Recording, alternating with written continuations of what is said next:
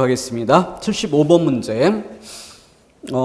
기억에서 디귿에 대한 설명으로 적절치 않은 것에서 기억에 형님은 자기 자신을 애국자라고 생각했다. 그리고 니은에 형님은 당신 스스로. 여기서 제기 대명사를 사용하고 있죠. 그래서 3인칭, 그러니까 그 대화의 장면에서 내가 1인칭, 그리고 내 말을 듣는 상대방이 2인칭, 그리고 이 자리에 없는 사람을 언급하여 일컬을 때 이제 3인칭이 되죠. 근데 여기서는 그 3인칭 자리에 형님을 놓았죠. 그리고 이제 형님 그러면은 나이 차이가 큰 정도가 아니라면은 뭐 자기 자신이라고 해도 무난할 것이고, 나이 차이가 좀 크고 그래서 존대를 좀 더 높이고자 한다면은 당신 이렇게 표현할 수가 있죠.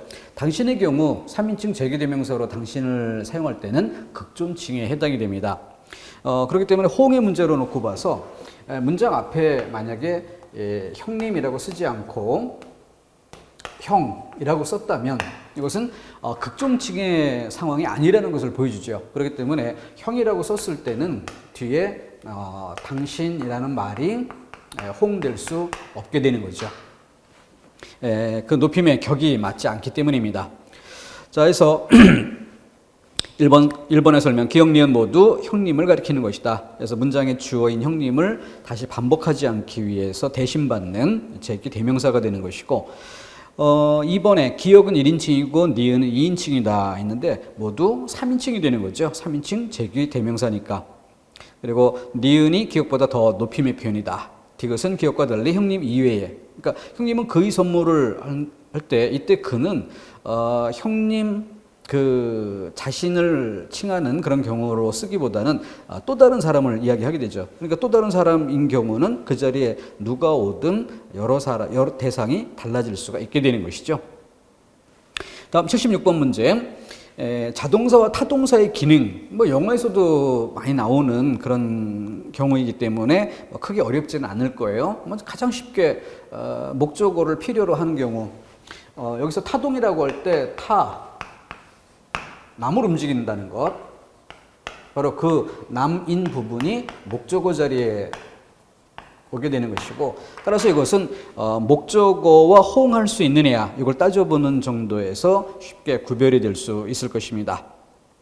그러니까 움직이다 이 경우에는 무엇을 움직이다 라는 것을 문장을 넣어서 목적어 자리를 잠정적으로 설정해서 호응되는지를 따져본다면 쉽게 구별해 볼 수 있을 겁니다. 다음 77번. 밑줄 친 단어의 문법적 기능이 나머지 셋과 다른 밑줄 친 부분의 문법적 기능. 가셨다 이렇게 등등 맨 마지막에 밑줄을 치는 양상이 있는데, 4번의 경우는 그는 나를 놀려대곤 했다 해서 맨 마지막 단어는 아니죠. 그래서 이 마지막 단어에 초점을 두다 보면은 그 종결의 어미 형태라든가 뭐 이런 것에 관심을 둔다든가 그러면서 시간이 늘어지는 이런 특성이 생길 수 있죠. 문장의 구조를 잘 살펴보면은 들고 가셨다, 끝내지 못했다, 입어보았다. 그래서 맨 끝에 용언이 2개 쓰이는 이런 경우, 따라서 이것은 재빨리 본용언 대 보조용언,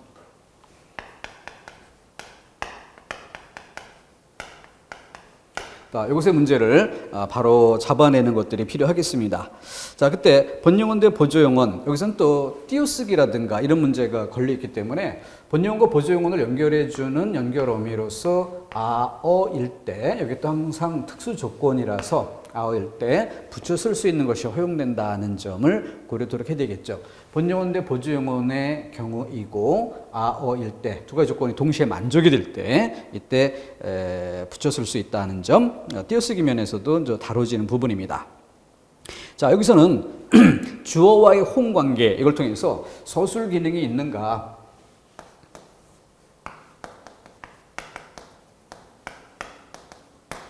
그러니까 앞에 나오는 주어가 나오고 나머지 필요한 성분들이 나오고 여러 개의 용언이 이어지게 될 때 여러 개의 용언 중에서 처음 나오는, 첫 번째로 나오는 이런 용어는 100% 본용언이죠. 일단 본용언이 서술 기능을 담당한 뒤에 나머지 부분이 역시 본용언이 될 수 있느냐 보조용언이 되느냐, 이런 차이가 있게 되는 것이죠. 그래서 앞에 있는 것은 무조건 본용언이라 보고 그 뒤에 것, 이것을 따져볼 때 그러니까 요 소술기능 여부는 일단 앞에 거는 그냥 방법적으로 본용은 딱 따져보는 것이고 이 부분에 더 초점을 두는 게 필요하겠네요. 이 부분이 소술 기능이 있는가 그 여부에 따라서 소술 기능이 있으면 본용은, 소술 기능이 없으면 보조용은 이렇게 구별하는 것으로 가야겠습니다.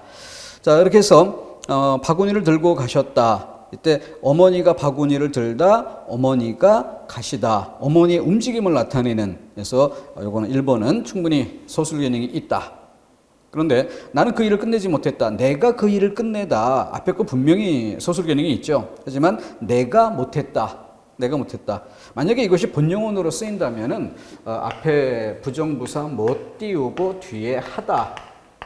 이 형태가 되었을 때 이것이 소술 기능이 있느냐의 문제를 논할 수 있을 것입니다. 이것이 못하다가 이미 한 덩어리로 붙어 있을 때는 부정의 뜻을 나타내 주는데 초점이 있는 것이지 하다라는 행위, 동작 여기에 초점이 있지 않게 되는 거죠. 새 옷을 입어보았다. 이때 새 옷을 입다. 이건 분명히 동작이고 본용어이죠. 근데 여기서 뒤에 보다는 눈으로 바라보다의 뜻이 아니라 시험 삼아서 그렇게라는 뜻이 되는 거죠. 그렇기 때문에 주어를 설명하려는 의도로 들어온 단어가 아닌 것입니다. 그런 정도로 본용어인데 보조용어이라는 측면에서 구별이 되는 문제. 다음 이어서 78번 문제. 본용어 보조용어 구성. 이렇게 했는데 기본적인 암기사항이라고 할 수 있죠. 지금 이 방법적인 이런 해결도 있지만 거기에서 여기에 이게 노출되어 있는 경우는 그것만으로도 구별이 될 수 있는 그런 문제죠. 그래서 서라는 건 원래 서를 넣어서 결합할 수 있느냐 아니냐 이것으로 구별하는 이런 방법적인 고리가 되는데 1번 답지에 서가 직접 노출되어 있어요. 노출되어 있는 것만으로 바로 판단할 수 있는 것이죠. 자, 그래서 그 정도가 되겠고 하나 더 설명을 해야 되겠군요. 3, 4번은 좀 쉽게 기본적인 그런 틀로서 이해가 될 수 있겠고 쉬운 내용입니다. 3번의 경우는 일단 먹어는 본다라고 할 때 먹어보다에 먹어 여기에 는이라는 보조사가 사용되는 이런 좀 특이한 구조는 있지만은 큰 어려움은 아니죠. 주의할 만한 것으로 2번 답지 하나 더 챙겨보도록 해야 되겠는데 2번 답지는 모르는 사람이 나를 아는 척하다. 이 문장 같은 경우는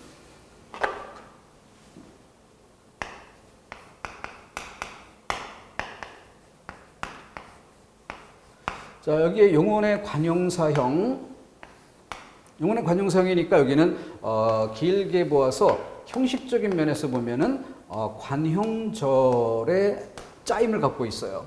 그러면서 그 뒤에 의존 명사가 되고 그 뒤에 하는 의존 명사가 용언의 형태로 바뀌어 쓰일 수 있도록 하는 접사가 되죠.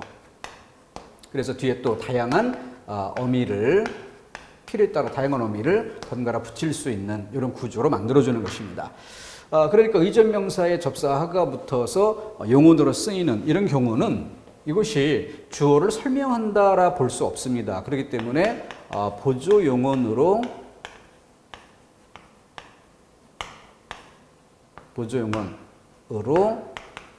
다루어지는 경우 이렇게 이해를 해야 되는 것이죠. 그렇다고 한다면 이게 보조용어로 다뤄진다라고 하면 그 앞에 본용언이 있는 것이 필연인데 앞에는 본용언이라기보다는 아는이 알다의 관용사 어미가 결합되어 뒤에 의존명사를 꾸미는 이런 구조가 되고 그러다 보면 그 앞에 알다가 소술 기능을 담당하면서 그 앞에 필요한 다른 주어가 등장하겠죠. 그리고 그 자체로서 하나의 덩어리로서 관용절이 되는 그러니까 관용절이 의존명사를 꾸미는 형식적인 면에서는 이런 구조가 되는 거죠. 그래서 여기서는 관용절의 소수로 부분, 안긴 문장의 소수로 부분 이것이 본용언 역할을 하고 그 뒤는 보조용언으로 다루는 이런 경우죠. 그래서 이 문제는 그 띄어쓰기에서도 중요하게 공부하게 되는 그런 항목임을 알 수 있을 거고요. 거기서도 또 유사한 요 패턴에 해당되는 여러 개 문장들을 우리가 연습하게 되죠. 같이 묶어서 보는 것이 필요하겠습니다. 뭐 하다, 쉽다 같은 경우에는 항상 그 보조용어로만 쓰이는 그런 것들인데 이것이 또 이렇게 의존명사 뒤에 접사가 붙어서 쓰이는 이런 경우들 같이 묶어볼 수 있습니다. 예문이 많기 때문에 그 띄어쓰기 항목을 권해드리는 것입니다. 연결해서 정리해 두시면 좋겠고요. 다음 79번에서는 청유형 종결 어미. 청유형이라고 하는 것은 바로 화자 그 상대방과 함께하기를 요청하는. 그래서 이따가 가세라고 하면은 상대방에게만 가도록 요구하는 것이 아니라 나도 가고 상대방도 가고 같이 가는 것인가? 자리에 앉아라. 이건 분명 상대방에게만 명령하는 상대방의 동작만을 요구하는 것이죠. 저는 이것 좀 먹게. 역시 상대방에게만 요구합니다. 네 번째는 감탄형이죠. 자, 그런 차이점으로 청유형이란 개념을 확인하는 정도의 기본 문제였습니다. 80번 문제는 좀 어려운 문제가 될 수 있는데 밑줄진 부사어의 문장 내에서의 역할이라고 했어요. 근데 질문을 좀 더 늘려서 이 문장 내에서의 역할을 형식적인 측면에서의 역할을 묻는지 아니면 내용면에서의 역할을 묻는지 이 방향이 좀 정해진다면 훨씬 더 정갈한 이런 문제가 될 수 있을 겁니다. 근데 그런 것들을 명확히 노출시켜 주지 않으면은 여러 가지 가능성을 열어두고 따져야 되기 때문에 수험생 입장에서는 혼란스럽고 시간도 많이 허비되는 또 이 시험장에서는 내가 의식하지 못하더라도 꽤나 긴장이 되어 있는 상태이기 때문에 한번 뭔가 머릿속에 떠오르면 그 처음에 떠오른 어떤 기준 거기에 따라서 OX의 문제 이걸로만 보는 그런 그 제한된 시각이 굳어져 버립니다. 그렇기 때문에 이것이 예를 들어서 A와 B의 관점에서 접근할 수도 있고 가와 나의 관점에서 접근할 수 있다. 근데 A와 B를 따져보니까 이걸 적용해도 답이 안 나온다. 그럼 기준 자체를 바꿔야 되는데 이게 쉽지 않다는 거죠. 그렇기 때문에 이런 문제는 되도록이면 좀 어느 쪽에서의 질문인지 이 부분이 그 지시문 안에 좀 명확히 노출되면 더 좋지 않았을까. 좀 지식과 무관하게 불필요하게 수험생들에게 혼란을 야기하는 이런 좀 단점이 있겠습니다.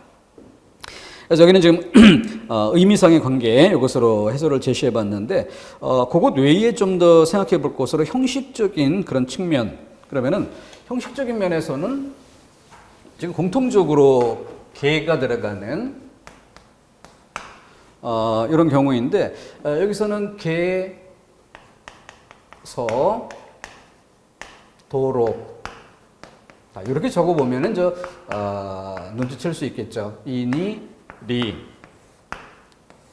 바로 품사와 성분의 관계표에서 동그라미 8번 자리 여기서 동그라미 8번 자리면 그 앞에 있는 영문의 서술 기능이 있고 서술 기능 뒤에 개서 도록 이니 리에서 부사형 어미 이렇게 다뤄지는 것인데요. 자, 이 부분이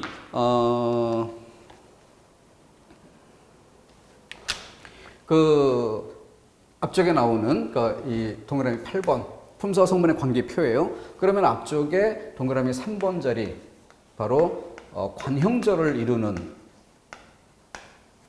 관형사형 어미 니은, 는, 리을이오는 자, 이 부분과 견주어보게 되는 것이죠. 그랬을 때 관형절은 명확하게 인정이 되고 관형사형 어미도 항상 인정이 되고 그에 따라서 5번 자리에 명사형 어미, 미음, 의가 들어가면 음이 되겠죠. 기. 자, 이런 것들이 이제 5번 자리에 놓이게 되는데, 우리말에 그 전성 어미, 품사의 성격을 다른 품사처럼 바꿔주는 이걸 전성이라고 하는 것이죠. 그것의 가장 기본이 명사형과 관형형입니다. 그런데 여기는 형평성의 문제가 있는 거죠. 기본은 명사형, 관형형 두 개예요. 그런데 이 형평성 때문에 이것도 부생어미라는 것을 인정해 주자라는 입장이 있죠. 그래서 옛날 교과서에서는 이 부생어미를 인정하지 않았다가 최근에 다가오면서 이제 교과서가 이 부생어미를 허용하자. 이런 쪽으로 가고 있는 것인데, 여기 허용을 해주자는 주장의 근거, 그게 바로 똑같이 수식어인 관형형과 형평성의 문제, 이것 때문에 관형형, 부사형 균형 있게 둘 다 인정하는 것이 좋지 않느냐 해서 추가되는 그런 부분이죠. 그래서 이걸 인정하고 안 하고에 따라서 뭐가 달라지느냐? 바로 문장의 형식이 달라지게 되죠. 부생 어미를 인정하게 되면은 뭐예요?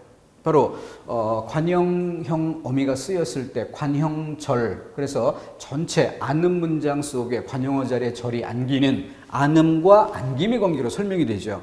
그와 똑같이 부생어미라고 인정할 때 전체 문장의 안음 문장, 그리고 부사어 자리에 안김 문장, 안음과 안김의 관계로 설명이 될 수 있다는 거예요. 그런데 이 부생어미를 인정하지 않는 경우, 부생어미를 인정하지 않는 경우, 그때는 여기에 쉼표를 찍어서 이 앞에 것이 하나의 문장이 되고 그 뒤에 오는 것은 물론 뭐 주어 자리 이런 것들이 생략이 될 수 있겠죠. 한 단어만 오더라도.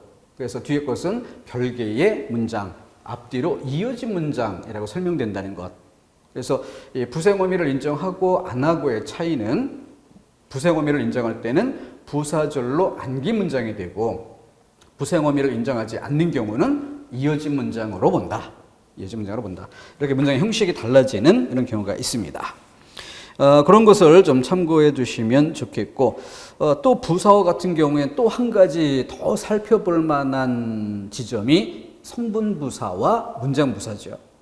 성분부사는 바로 물론 그 어순을 좀 바꿀 때도 있는데 대개 바로 뒤에 오는 용언을 꾸미는 한 개의 용언, 한 개의 성분만 꾸민다고 해서 성분부사라고 하는 것이고, 문장부사는 문장 속에 어느 위치에 있든 문장 전체를 뭐 설마, 과연 이런 단어들처럼 문장 전체를 꾸미는 경우가 또 문장부사가 되죠. 이렇게 부사어에서는 살펴야 될 항목들이 꽤 여러 가지가 있다는 점도 두루두루 좀 살펴보시고요.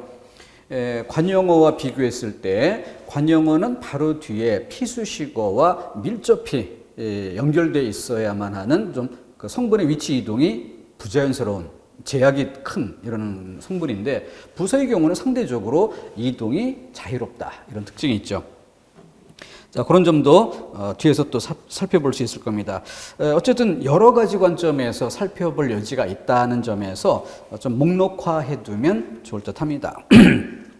그래서 7급이라서 좀 어렵게 내려고 일부러 이렇게 질문한 듯한데, 뭐 9급의 경우는 그 묻고자 하는 질문의 의도가 명시적으로 딱 노출되고 생각해야 될 범위가 제한될 거예요. 근데 이 문제는 그렇지 않기 때문에, 범주가 이렇게 제한되어 있지 않기 때문에 좀 여러 가지 가능성을 열어두고 두루두루 살펴야 했던 불편함이 좀 있었던 문제였습니다.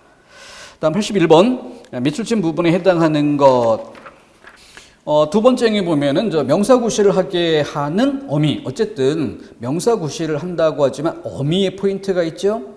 세 번째 행은 역시 명사구실. 근데 명사를 만드는 접미사라고 했으니까 접사와 어미의 관계. 좀 쉬운 예로 보다의 100글 정도 풀었을까요?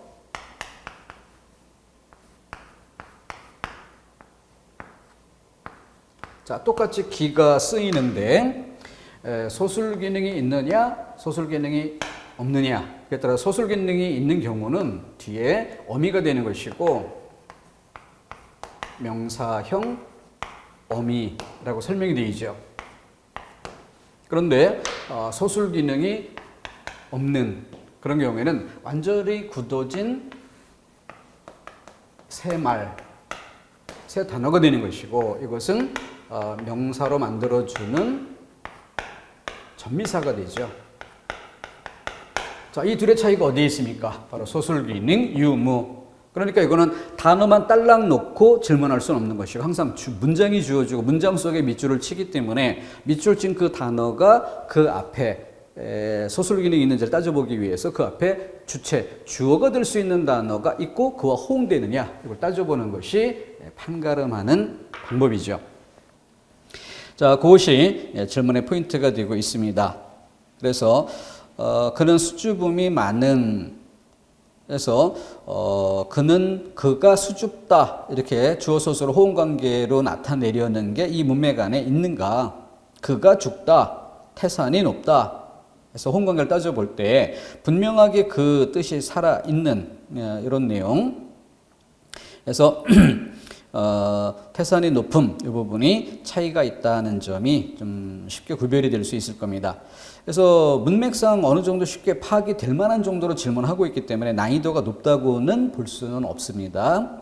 왜냐하면 이제 설명을 읽고 설명에서 예문으로 가는 그 과정에서 시간이 조금 늘어질 수 있는 문제점 여기에 있죠. 그렇기 때문에 주어진 지문안의 자료를 좀 더 빨리 파악하고 요점이 어디 있는지를 잡아내는 그 시간에 관심을 두고 풀어보도록 해야 되겠습니다. 다음 82번 문제. 자, 여기서는 또 역시 그 설명형, 서술형 질문 양상을 띠고 있기 때문에 또 수험생들에게 그만큼 좀 부담스러운 그런 측면이 있죠. 1번에 선행절, 후행절, 그리고 2번에는 뭐 get과의 결합 여부, 또 3번에는 명령문 등등. 그리고 4번에는 의문문이면 수서 의문문이어야 한다 이렇게 쓰이는데 수서 의문문이라는 용어가 또 좀 새롭게 등장을 했죠. 여기서 수서 의문문이라고 하는 건 수를 나타내는 것이 아니라 바로 그 수사 의문문, 그러니까 반어 의문문, 반어 의문문. 그러니까 형식은 의문문의 형식인데 내용은 강한 긍정을 표현하는 이런 경우. 그래서 이제 반어 의문문이라는 말이 좀 더 쉽게 와닿을 듯합니다. 그렇게 고쳐놓고 일을 해야 되겠죠. 그래서 니은들.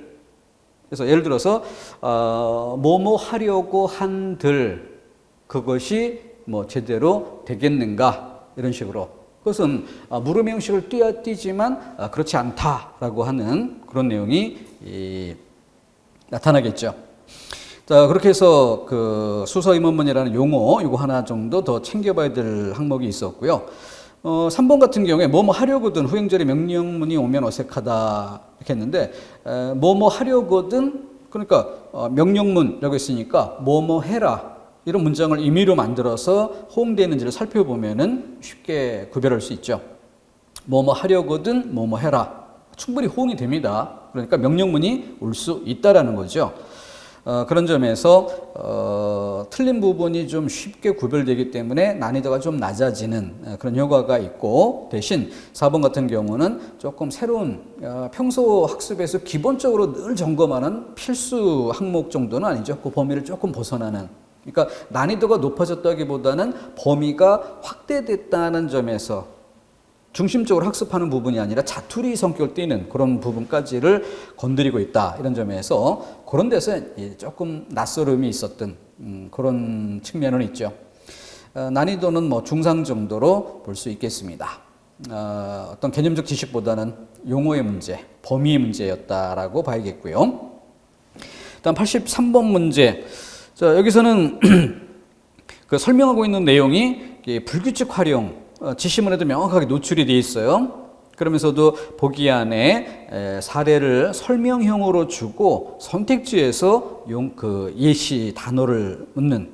그래서 기억 같은 경우 1번 답지에 다루고 있는데 불규칙 용어 가운데는 어간의 일부가 탈락되는 경우가 있다 이렇게 나오고 니은도 어간의 일부가 다른 것으로 바뀌는 그리고 디귿은 어미가 다른 것으로 바뀌는 리을에 어간과 어미가 함께 바뀌는. 자, 기억에서 리을까지 한꺼번에 쭉 읽어보면은 결국 불규칙 활용해서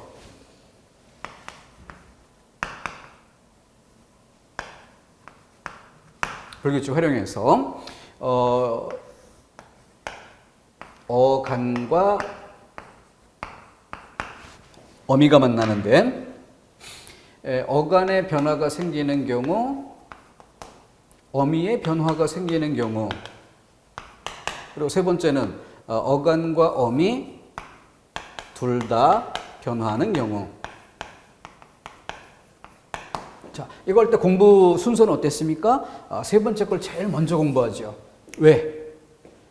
한 단어만이 아니라 종류로 한 가지. 히읗, 불규칙, 뿐이죠. 히읗, 불규칙, 뿐.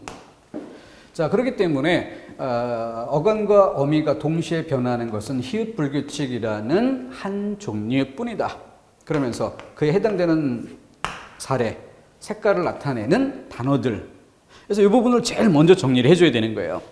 그렇기 때문에 4번 답지로 가보면 좋다, 파랗다, 뿌옇다라고 할 때 파랗다, 하얗다, 빨갛다 이런 그 색깔을 나타내는 단어, 뿌옇다도 뭐 어떤 그 농도 이런 측면을 이야기하지만 이것도 같은 범주로 묶을 만한 여지가 있죠. 하지만 좋다, 나쁘다 이 좋다의 문제는 그런 성질의 단어와는 전혀 다르고 변화가 있지 않은 경우죠. 그래서 이걸 가지고 4번 답지에서 좋다는 좀 다르다, 차이가 있다 구별해내는 것이 첫 번째로 할 일이고요. 그 다음 기역, 니은이 어간, 디귿이 어미 변화를 얘기하고 있는데 이거 설명할 때 불규칙 활용해서 제일 강조했었던 지점이 뭡니까? 바로 이름 짓기, 이름 붙이기. 자, 그때 어간 쪽에서 변화가 나타나는, 어간 쪽에서 변화가 나타나는 이때의 이름 짓기는 뭐예요? 활용되기 이전의 본 모습, 그리고 활용된 결과의 모습. 둘을 견져볼 때 본 모습으로부터 활용된 결과에 이르기까지 뭐예요? 달라진 부분. 요 달라진 부분이 이름이죠.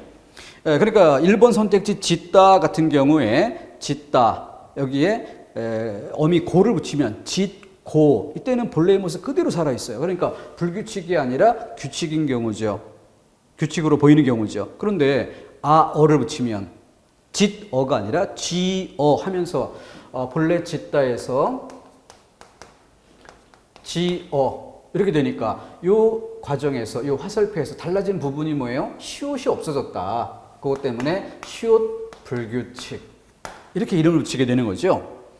자, 푸다도 퍼 하면은 우가 없어지니까 우 불규칙 이렇게 붙일 수가 있게 되는 겁니다. 그런데 세 번째 단어 눕다는 어때요? 이 비읍 불규칙은 바로 고맙다 이 단어가 좀 많이 있었죠. 고마워, 고마워. 기억날 거예요. 맞춤법에서 아주 중요하게 다뤘던 부분이고 또 고점 7급 같은 경우는 고점 문법에서 다루는 요소가 있죠. 자, 그래서 비읍 같은 경우에는 오우로 바뀌는 것이지 또 탈락하는 것은 아닌 이런 것이니까 기억의 이해가 아니죠. 그래서 1번 선택지에서는 눕다가 다르다. 다음 니은 깨닫다, 춥다 여기에 비해서 씻다 이것은 변화되는 양상이 다른 것이죠. 그래서 깨닫다, 깨달음 뭐 이런 거 할 때 디귿이 리을로 바뀌거나 춥다에서 비읍이 추워, 오우로 바뀌는 그러니까 니은은 다른 것으로 바뀌는 이런 사례이기 때문에 깨닫다와 춥다는 그에 해당되지만 세 번째 단어 씻다가 해당되지 않기 때문에 그래서 1번에서는 눕다 때문에 2번에서는 씻다 때문에 답이 될 수 없고 3번이 답이다. 4번의 경우는 아까 처음에 설명드렸던 것처럼 이 색깔을 나타내는 히읗 불규칙 뿐 여기에 앞에 좋다라는 단어는 해당되지 않는다. 이렇게 제일 먼저 구별할 만하다는 것이죠. 자, 마무리로 자 그러면은 어미가 변하는 불규칙 활용은 이름 짓기가 어떻게 돼요? 용언의 어간은 변화된 결과에서도 어간 그대로 유지가 되죠. 어미 변하니까. 그래서 뒤에 붙는 어미, 부에 붙는 어미, 그 변화의 결과 쪽에서 어미의 모습 전체가 곧 이름이다. 공부하다. 본 모습의 공부하 그대로 유지가 되죠. 그런데 어미, 어가 여기에 결합이 될 때 공부하어가 아니라 공부하여 이렇게 바뀔 때 이 결과에서 그 어미의 모습 전체, 전체 그것이 곧 이름이죠. 불규칙. 이게 어간 쪽에서 변하는 것의 이름 짓기와 어미 쪽에서 변하는 것의 이름 짓기 그런 차이죠. 이런 방법을 따라가면 일부러 암기를 하거나 해당된 예시 단어를 암기하거나 이런 것들이 거의 필요 없는 것들이죠. 방법적으로 해결할 수 있기 때문입니다. 그래서 이것도 좀 초보 학습 단계에서는 다루는 게 조금 좀 부담스러운 면이 있는데 한 중급자 정도 된다면은 당연히 다룰 만한 그런 항목이죠. 매년 다룰 정도의 문제는 아닙니다. 5년 이상의 빈도가 될 것 같아요. 하지만 한 10년 정도라고 놓고 본다면은 한 번쯤은 꼭 다루게 될 만한 이런 영역이 되죠. 그래서 학습의 그 중요도 이런 부분에서 10년에 한 번 출제될 정도의 비중 이렇게 생각해 주시고요. 여기서는 그 서울시 7급에서 좀 신경을 나름 썼다 싶은 단어가 답이 되고 있는 3번에 보면 푸르다 하다 외에 노르다가 나와요. 대개 여기에 불규칙 활용을 위해서 설명되는 그 페이지 안에 보통 누르다가 예시가 돼 있어요. 누르다. 그런데 이 누르다가 색을 나타내는 말이라고 하면은 이 설명 내용이 쉽게 이해가 됩니다. 근데 수험생들이 많이 혼란스러워하는 게 누르다를 이렇게 손으로 이렇게 누르다 이런 뜻으로. 그럼 누르다라고 보면은 이건 활용 형태가 눌러 아니냐 이렇게 생각을 하게 된다는 거죠. 그래서 러블규칙에서 그런 혼란이 생길 수가 있는데 누르다가 아니라 노르다라는 단어를 선택해 주니까 바로 눌러 이런 경우 절대 혼란이 생기지 않고 색을 나타내는 경우다라는 점이 명료하게 보이죠. 이런 부분은 단어 선택을 아주 잘 해줬다, 친절하게 출제해줬다라고 평가할 수 있습니다. 다음 문제 넘어가 보죠. 밑줄친 용언의 활용형 중 가장 옳지 않은 것에서 곤혹스런, 기본형을 밝혀보면 곤혹스럽다가 되겠죠. 곤혹스럽다. 그러면 당연히 비읍불규칙임을 알 수 있는데 그냥 일단 변화된 결과만 놓고 볼 때 착각하고 놓칠 가능성이 생기는 것입니다. 그래서 그 2번에 여쭙다 하면은 쉽게 좀 파악이 되는데 1번 같은 경우는 곤혹스럽다라는 이 비읍 받침의 용언의 어간의 모습 요거를 간과할 때가 있습니다. 자, 이 문제는 과거에 나는 자랑스러운 태극기 앞에 이렇게 그 출제가 됐던 바 있었던 그런 단어죠. 근데 좀 출제된 횟수가 꽤 됐기 때문에 웬만한 그 기출 문제에서도 그런 예가 잘 안 보이는 경우가 있는데 나는 자랑스러운 틀린 문법적으로 틀린 지점 자랑스럽다가 기본형이면 자랑스러운이 되죠. 자, 그렇게 맞춤법 문제로 한번 다뤄진 바가 있었습니다. 같은 맥락에서 살펴볼 것이 곤혹스럽다 비불규칙에 해당되는 내용입니다. 그것만 챙겨주시면 되겠고, 다음 뒤에 이제 품사 판별 문제가 몇 개 있는데, 품사 판별 문제가 양이 꽤 많습니다. 그렇기 때문에, 끊어가기에는 다음 시간에 부담이 너무 클 듯 하니까 몇 개만 좀 골라보는 것으로 조금만 더 살펴보겠습니다. 85번 문제는 비교적, 이 적자가 들어간 말은 우리 점검 포인트 익숙할 거예요. 그래서 이 적자가 들어간 말을 한 덩어리로 해서 띄어쓰고 있다. 그럼 뒤에 붙은 게 아무것도 없다는 얘기죠. 그런 상태에서 온다면 뒤에 체온이 오는가 용언이 오는가에 따라서 체온이 오면 그 앞에 관형사로, 용언이 오면 부사로 이렇게 구별할 수 있겠고, 그 다음 주의할 것이 뭐예요? 적, 인 이런 경우는 항상 이렇게 색깔을 달리해서 정리를 해주는 게 좋죠. 그래서 관형사형어미 니은 그리고 이는 뭐예요? 명사 뒤에 붙어서 서술어가 될 수 있게 만들어주는 서술격 조사 이다가 되는 거죠. 그러니까 이런 형태가 붙게 되면 서술격 조사니까 조사 떼고 조사 앞에는 체온이라고 봐야 되겠죠.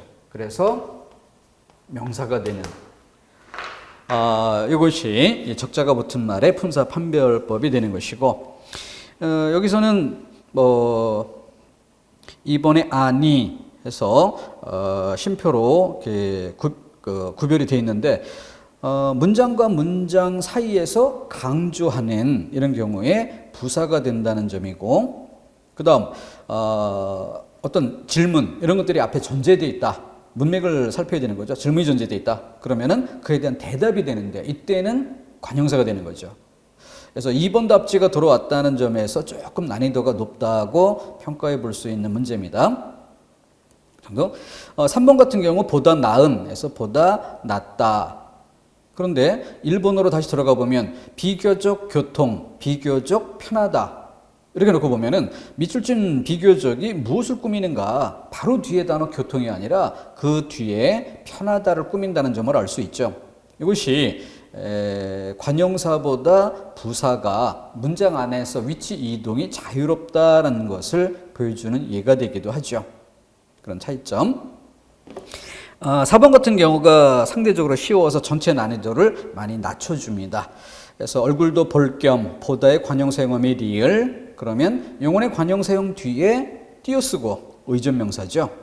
그래서 4번 자체가 쉽기 때문에 좀 상대적으로 구별이 될 수 있는데, 그러니까 4번 때문에 2번 같은 경우 이걸 관형사로 봐야 되나 부사로 봐야 되나 이런 혼란이 생길 수 있지만 품사가 다른 하나란 질문이니까 1번이 교통을 꾸미는 게 아니라 편하다를 꾸미는 것이다 라는 것만 좀 분명히 할 수 있다면, 그러면 4번이 상대적으로 쉽게 구별될 수 있다는 걸 알 수 있겠죠.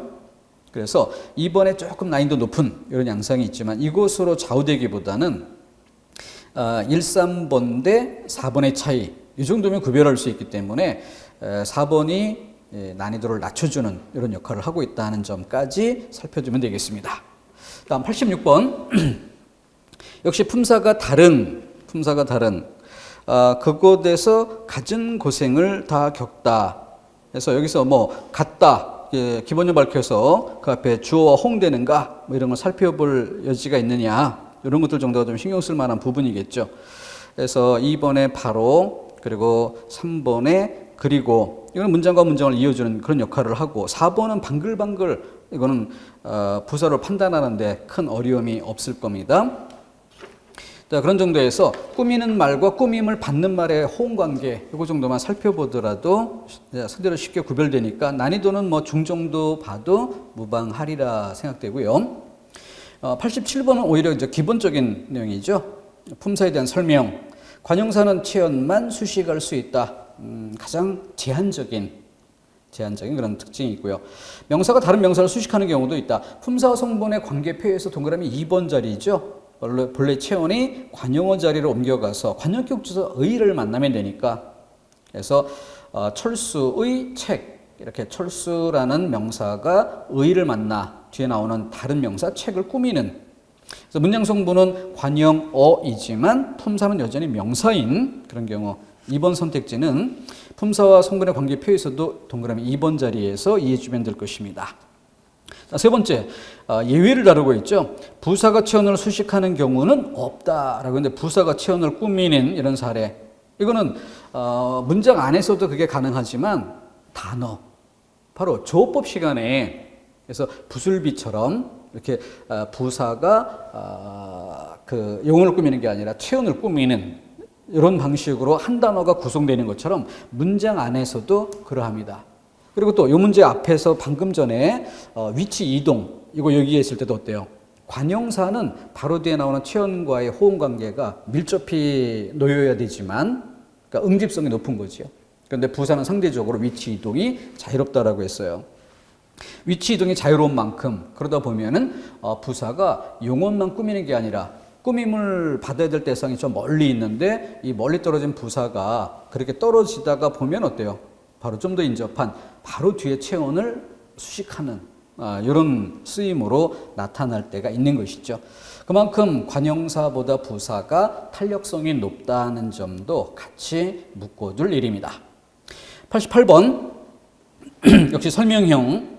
1번 에서는 집에서 가져왔다의 경우 부사격 조사이지만 우리 학교에서 우선을 차지했다의 경우는 주격 조사이다.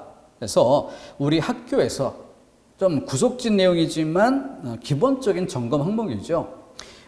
초보 단계에서 다룰 범위는 아니에요. 하지만 조금 초보 단위에서 공통분모가 되는 핵심 단원을 다 진도를 끝낸 그런 상태에서 학습 범위를 조금씩 늘려갈 때 꼭 체크하는 부분이죠. 에서가 단체 뒤에 붙어 주격조사 구시를 하는 경우. 다음 2번 그는 학교에 갔다의 경우 주격조사이지만 일을 빨리는 한다의 경우 보조사다. 뒤는 물론 맞는 거고 앞부분에 그는 학교에 갔다 이때 주격조사라고 했는데 그게 아니라 이게 격조사이고 이때 격조사는 앞뒤 문맥상 알 수 있을 때 생략 가능. 그리고 그렇게 생략된 자리에 은 보조사가 들어가는 것이죠. 그래서 이건 생략이 된 자리에 보조사가 끼어든 것이지 은 자체가 주격조사로 쓰이는 건 아니죠. 보조사가 들어가면서 하는 역할은 뭐예요? 바로 뜻을 더해줌. 뜻을 더해주다. 이걸 그대로 한자로 바꿔서 가의성이라고 하는 거죠. 더할까의 뜻의 가의성이 있다. 뜻을 더해준다. 그래서 앞부분의 설명이 틀린 것. 89번 참을 만큼 용언의 관용사용 뒤에 띄어쓰고 만큼 의존명사죠. 사람만큼 체온 뒤에 바로 붙여서 조사. 2번 바람이 아니 분다. 불다라는 용언 앞에 아니 해서 부정부사로 쓰인 예. 아니 이럴 수가 아니 해서 쉼표로 독립어 구별이 되어 있죠. 그런 점에서 감탄사. 그런데 정도의 차이 뭐 이런 부분들을 강조하는 이런 경우인가라는 점은 문법적으로 더 살펴볼 여지가 있겠지만 지금은 그런 비교가 거의 필요 없는 상황이죠. 다른 선택지와의 호응 관계가 더 중요한 것이니까. 상대적 관계가 더 중요한 것이니까. 3번 그 아이는 열을 배우면 백을 안다. 그래서 백 뒤에 조사가 있죠. 조사. 자, 그러고 나서 10사람이 100말을 한다.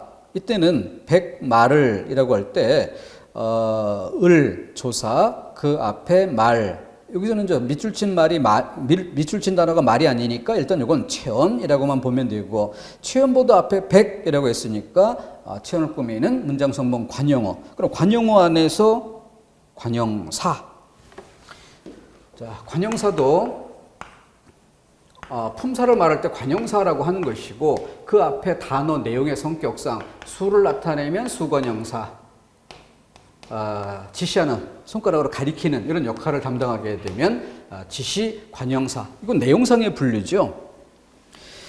그렇다면은 앞에 첫 번째 문장 백을 안다. 을 하면은 조사. 그럼 그 앞에 자 지금 두 번째 문장은 백말을 할 때 을 앞에 말. 여기 밑줄 친 단어가 아니었기 때문에 체언이라고만 보고 밑줄 친 그 앞에 단어의 성격을 따졌어요. 그런데 열을 배우면 백을 안다라고 할 때는 을 바로 앞에 밑줄을 치고 있습니다.